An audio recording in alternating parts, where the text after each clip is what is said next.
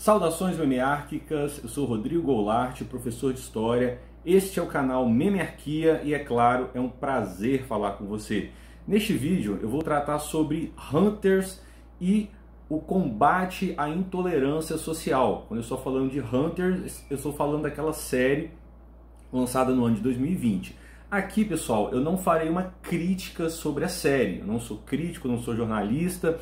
E essa série, como ela é de 2020, você encontrará farto material pela internet sobre essa série no sentido de criticá-la, apontar suas qualidades, suas virtudes, seus problemas narrativos e de técnica.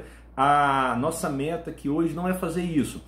É, a partir da série Hunters, fazer uma discussão, uma análise sobre a intolerância social e como combater a intolerância social. Essa é a nossa meta de hoje. Mas para isso, obviamente, nós temos que dar uma olhada na série. Mesmo que você já tenha assistido, vamos relembrar que série é essa, a série Hunters. Então, nessa série, nós temos uma equipe, um esquadrão, um grupo que se dedica, lá nos Estados Unidos dos anos 70, na década de 1970, a procurar caçar, daí o nome, nazistas que estão refugiados nos Estados Unidos naquele momento. Ou seja, na história da série, a Segunda Guerra se encerrou e vários nazistas conseguiram fugir para fora da Alemanha, ou para fora da Europa, ou para outros pontos da Europa, e se refugiaram, inclusive, no caso de fora da Europa, nos Estados Unidos. E a série vai caminhando para mostrar que, na verdade, esses nazistas, muitos deles não vieram sozinhos ou por outros meios, mas foram infiltrados nos Estados Unidos com o apoio do próprio governo dos Estados Unidos. No caso, aqueles nazistas que tinham um alto conhecimento técnico, científico em sua área, e foram reaproveitados no país, nos Estados Unidos, e então o próprio governo levou esses nazistas para os Estados Unidos, e aí deu uma nova vida a eles. Eles se infiltraram e, inclusive, tiveram papéis de importância dentro dos Estados Unidos, em programas na ciência estadunidense. Então a série mostra um grupo que é multiétnico. Nós temos uma afro-americana, um descendente de orientais, nós temos judeus que estão juntos nessa empreitada de caçar esses nazistas que, de uma forma ou de outra, estão infiltrados dentro do país, Estados Unidos, e até em instâncias de poder no país. Então, quando esse grupo vai caçar esses nazistas, ele caça com o objetivo de eliminar esses nazistas. Na leitura do líder do grupo, que é o personagem interpretado pelo Al Pacino, eles estão fazendo justiça. Em vários momentos ele cita os milhões de judeus mortos que estão clamando por justiça. Então o argumento dele e do grupo é que eles estão fazendo justiça. Então eles procuram esses nazistas, encontram esses nazistas e usam métodos para extrair informações desses nazistas sobre outros nazistas para serem caçados. E essa extração de informação, ela é feita de uma maneira nada, digamos, civilizada. Guarda essa expressão que nós vamos utilizar. Então eles torturam esses nazistas para extraírem essas informações.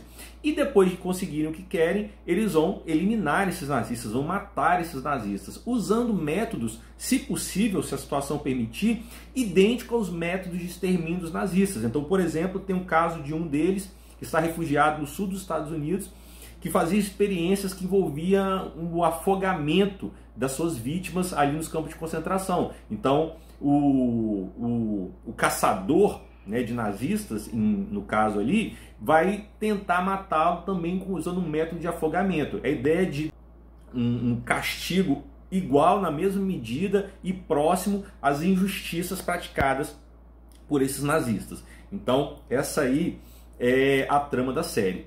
E a intolerância social? O que seria a intolerância social, que é o segundo ponto da nossa explicação? Intolerância social é a ideia, o comportamento, o pensamento de não aceitar um grupo ou os grupos sociais que são diferentes do meu, da minha vivência, da minha realidade. Então, se eu não aceito esses outros grupos, eu, no mínimo, me afasto deles, não aceito conviver com eles, e no máximo dessa relação, eu quero que esses grupos sejam eliminados, sejam exterminados, sejam destruídos, porque eu não tolero esses grupos. A ideia de tolerância social é aceitar a existência do diferente, da diferença. Então, o intolerante social é aquele que não aceita a existência da diferença em relação ao seu grupo. Então, ele quer, no mínimo, repito, não conviver com esses diferentes e, no máximo, ele quer o extermínio, a aniquilação desse diferente, como aconteceu na Alemanha nazista na primeira metade do século XX. Né? Então, nós temos ali os nazistas, o movimento nazista se entendendo descendente de uma suposta raça ariana, ou membros de uma suposta raça ariana, que com contornos até místicos, eu não vou entrar em detalhe aqui dessa discussão, mas o fato que os nazistas se consideravam membros, participantes, componentes de uma raça superior às demais raças, e havia aquelas que eles tinham um apreço maior para exterminar ou lidar com elas. No caso, os judeus, os afrodescendentes, saindo dos grupos étnicos, os homossexuais, os na época chamados com deficiências físicas. Então esses grupos foram anulados, digamos assim, pelos nazistas. Primeiro, tendo sua liberdade de expressão, de movimento sendo anulada, mandada para guetos, depois para campos de concentração, e no fim, a solução final, sendo redundante, esses grupos indo para câmaras de gás para serem exterminados, para serem destruídos. Então, no mundo contemporâneo, é o exemplo mais claro, mais profundo, mais drástico de intolerância social. E aí vem a pergunta do título da nossa aula. Como lidar, como tratar ou como combater a intolerância social? Na série, esses intolerantes que são os nazistas, como é que eles são combatidos? Eles são combatidos com os mesmos métodos que eles tinham utilizado.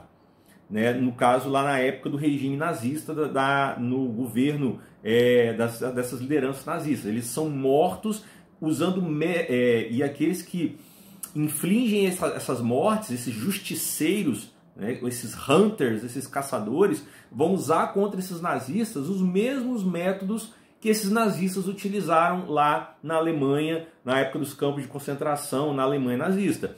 Então, uma alternativa que se pode ter para combater a intolerância é destruir o intolerante. E você pode fazer isso de duas formas. Não você, né, mas pode-se fazer isso de duas formas. Uma, utilizando os mesmos métodos que aqueles intolerantes utilizaram, como no caso da série Hunters, ou utilizando outros métodos.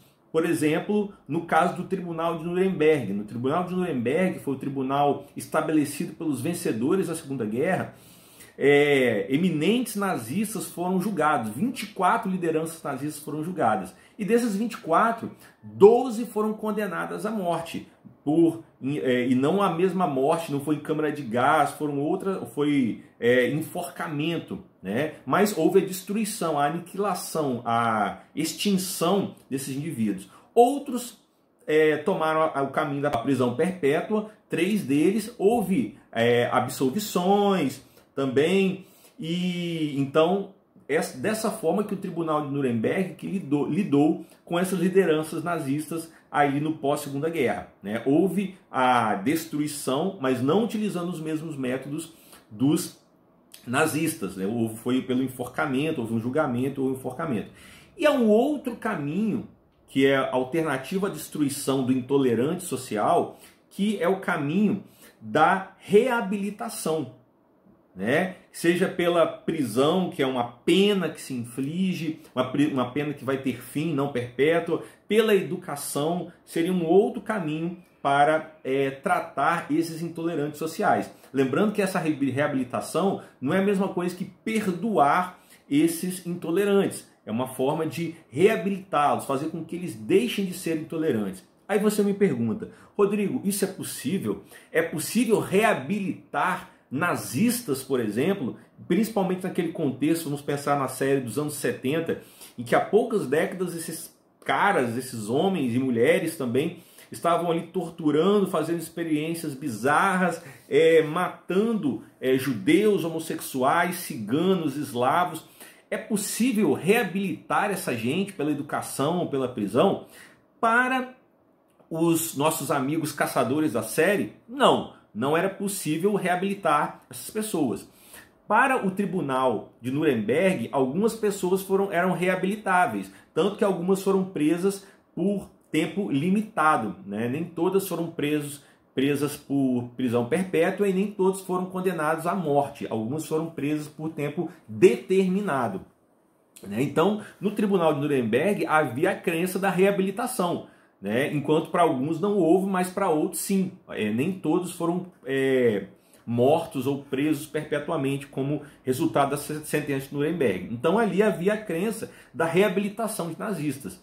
Mas e na prática, Rodrigo? Na prática não, nos tempos de hoje, ou vamos, não sei se eu digo moralmente ou eticamente, é possível reabilitar indivíduos, homens e mulheres que chegaram a esse limite de anulação do outro, do próximo, daquele que é humano, de considerar o outro não humano, de aniquilar esse outro que é considerado não humano por eles, por métodos tão agressivos, tão brutais.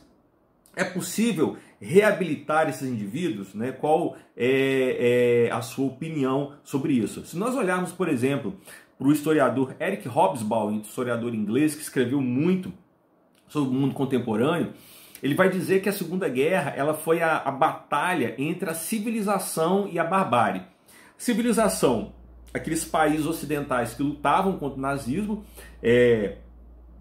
Inglaterra, França, Estados Unidos, a União Soviética, e a barbárie era a Alemanha. Né? Ele diz que a Alemanha, ali sob o regime nazista, estava afrontando a civilização do Renascimento. Aquela guerra era para defender a civilização do renascentista, o iluminista. Esse era o combate. Né? E nesse combate, a civilização, ou a civilização do Renascimento e do Iluminismo venceu. E tendo vencido essa batalha, essa civilização do Renascimento irá julgar a barbárie. Julgamento esse concretizado no Tribunal de Nuremberg. Então, esse tribunal representou, repito, esse julgamento da barbárie do nazismo pela civilização, no caso aí pelo Ocidente. Aqui eu não estou fazendo uma defesa plena, total da civilização ocidental. Estou dizendo que naquele momento, aquilo que era a civilização ocidental mandou essa barbárie, o nazismo, para o banco dos réus. E isso não anula as próprias contradições, aberrações dessa civilização ocidental. Mas foi isso que acontece.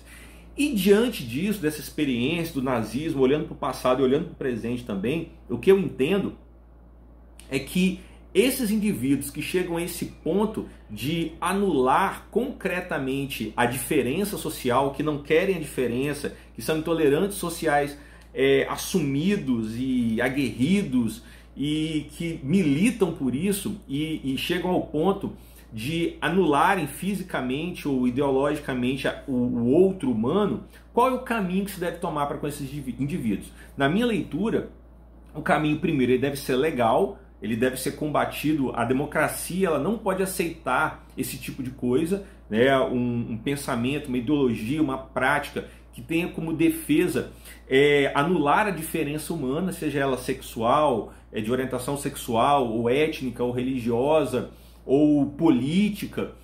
Todo pensamento que se insurge defendendo a destruição dessa diferença, essa diversidade, é um pensamento que deve ser combatido. É o paradoxo de que o tolerante ele não pode tolerar a intolerância, por mais estranho que se pareça. Se a Alemanha, ali no momento de ascensão do nazismo, tivesse tratado pela lei, tivesse combatido o nazismo na sua ascensão, não tivesse tolerado o nazismo, a história certamente teria sido outra. Não vou dizer qual mas teria sido outra, porque tratar quem trata a diferença humana como aberração, como algo que deve ser excluído, esse comportamento ele não pode ser tolerado, né? Esse comportamento de intolerância, de negação da diversidade.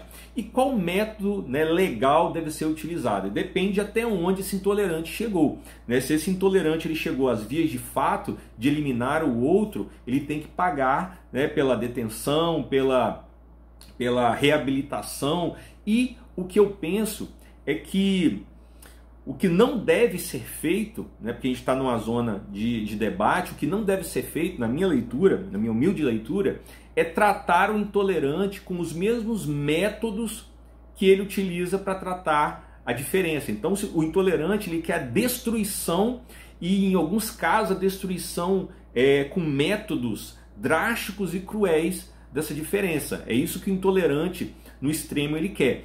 Então, o intolerante ele tem que ser anulado, não no sentido de apagar a sua existência, mas pela sua detenção ou pelo cerceamento da sua fala, porque aí a sua fala está agredindo a democracia, a diversidade, mas não tratá-lo com os mesmos métodos, né? Porque daí, voltando para a série, aí nós estamos na zona de spoilers, se você não viu, é melhor não ouvir, ou se você quiser ouvir, fique à vontade.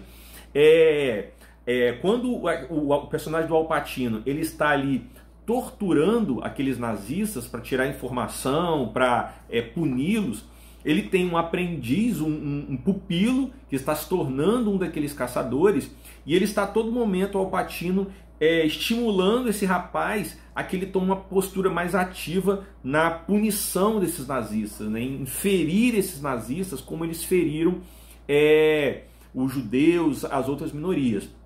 E há um momento, já caminhando para o fim da série, em que esse pupilo ele começa a tomar essa postura de um caçador na leitura do Al Pacino. E você vê a figura do Al Pacino, do personagem, sorrindo, um sorriso que não é muito o sorriso da justiça, mas de prazer em ver aquele garoto tomando esse rumo de se tornar um carrasco. Tanto que ele sai daquela cena, o menino, e ele aparece junto o fantasma da avó, que é uma judia morta, meio que falando, não faça isso e tal. Ela não quer que ele se torne um carrasco. E aí que vem um spoiler dos spoilers, se você não quiser ouvir, não ouça.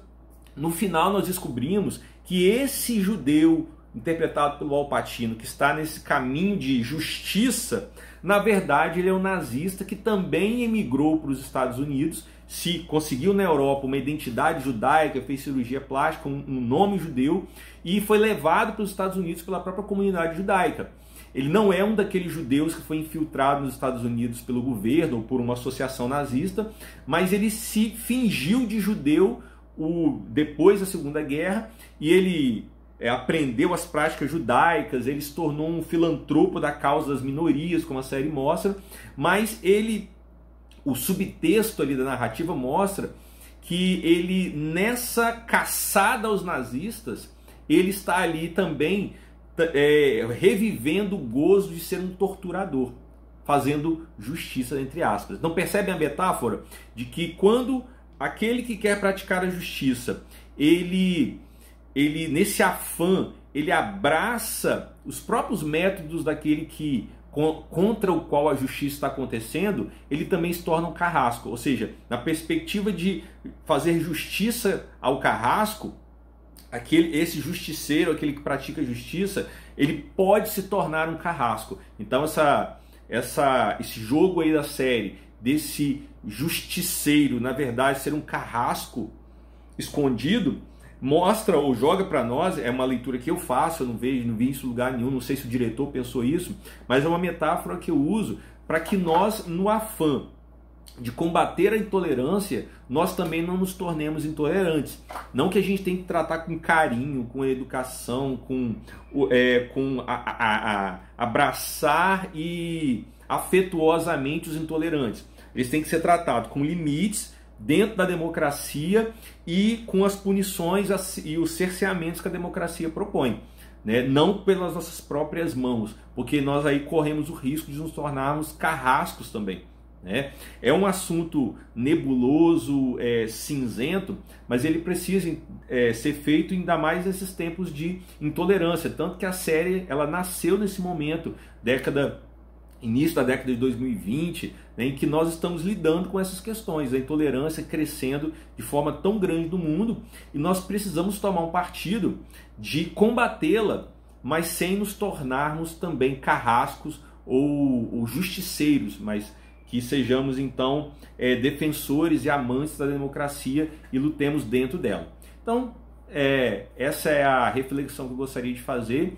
Espero que vocês tenham gostado. Se não gostaram de algo ou discordam de alguma coisa, coloquem aqui nos comentários. E no mais, ficamos por aqui. Espero que vocês fiquem bem e até a próxima e um grande abraço para vocês.